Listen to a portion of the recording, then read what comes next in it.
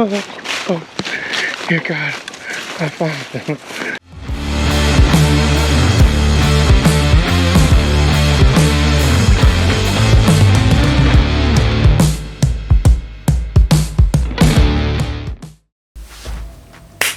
Alright, so we're back in New Jersey again. Round 2, part 2. As we said in the first episode, we had 3 missions. With 1, get this doe. 2, get my buck. 3rd, get Praven a deer. So, you guys seen the last episode. It was a crazy, trying, tough doe hunt, which is weird for a doe hunt, but it was probably one of the toughest doe hunts I had in the early season where they weren't even educated. But eventually, we got it done. That's the end of that video. Now we off to get this buck, and in this episode, we on that chase to get that buck. Now, I said also, we only had 5 days, so here we are now. Got the doe on Tuesday. First day is gonna be Wednesday. We got Wednesday, Thursday, Friday morning. Then we gotta get out of here. So we're gonna head to this first spot, the spot where I got my biggest shooter on, little urban spot in some friends' backyard. They said they see the deer all the time. The night before, I actually had the big shooter come out, like right at 7:15 when it was dusk-like, looking directly at the house, and the kids tell me they seen it.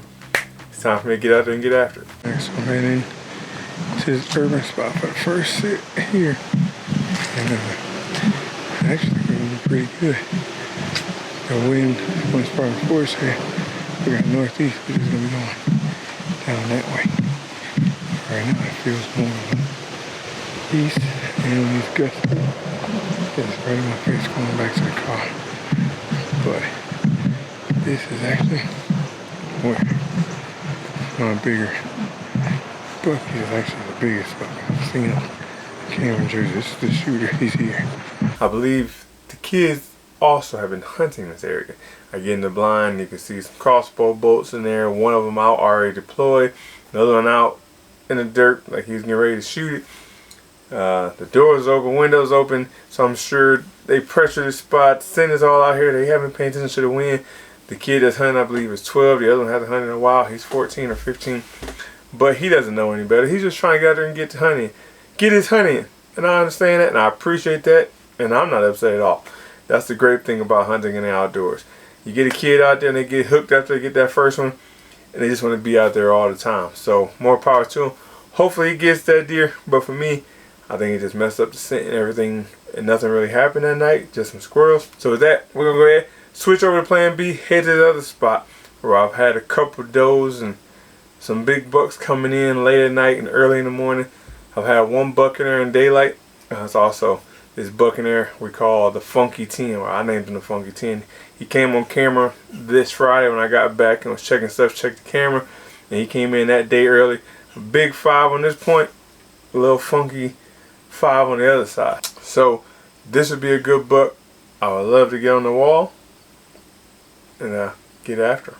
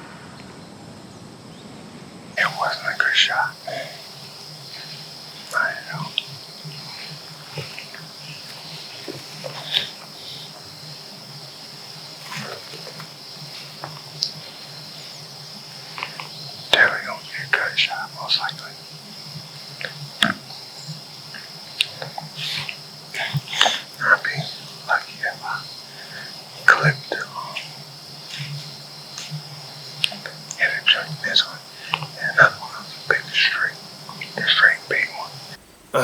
So you guys see it. Like I said, I'm not sure exactly where the shot is.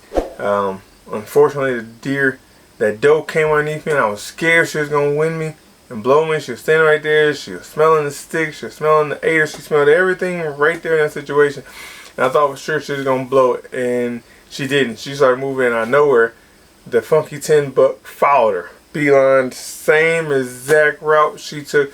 Came underneath the tree, or started coming to the tree. He happened to look up and caught me as I was moving the camera, putting him on camera.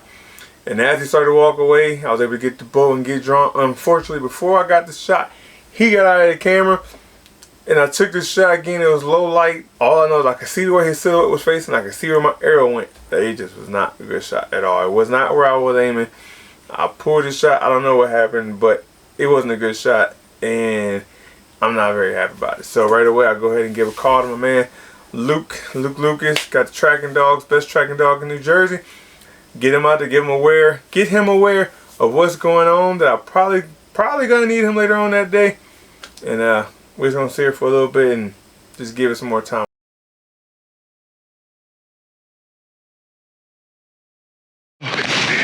Oh, dear God, I found him.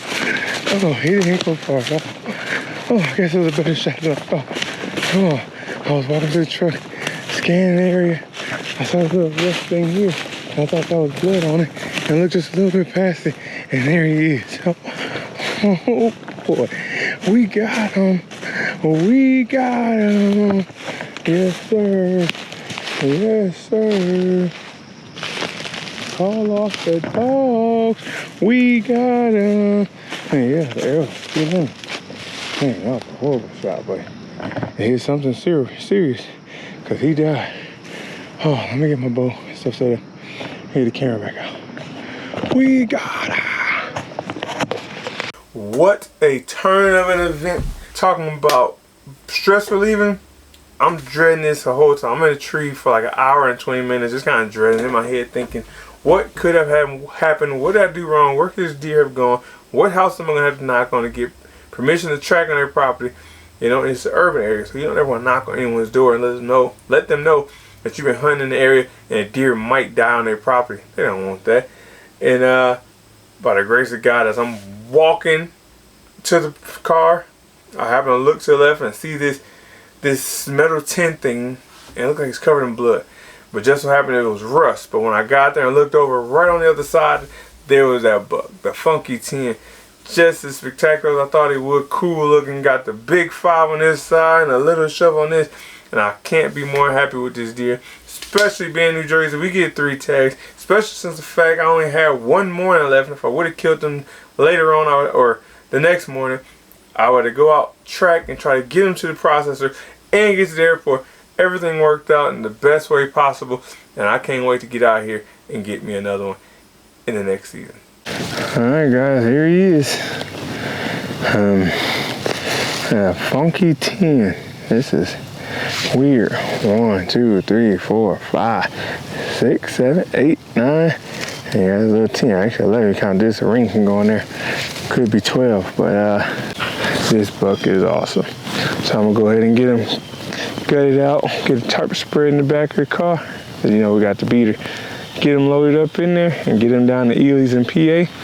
Then I'm done in Jersey. I go out with Praven tomorrow, film him. Hopefully we get that first deer for him, and that's a wrap for my early season in Jersey. And it was a good one. Challenging, but a good one.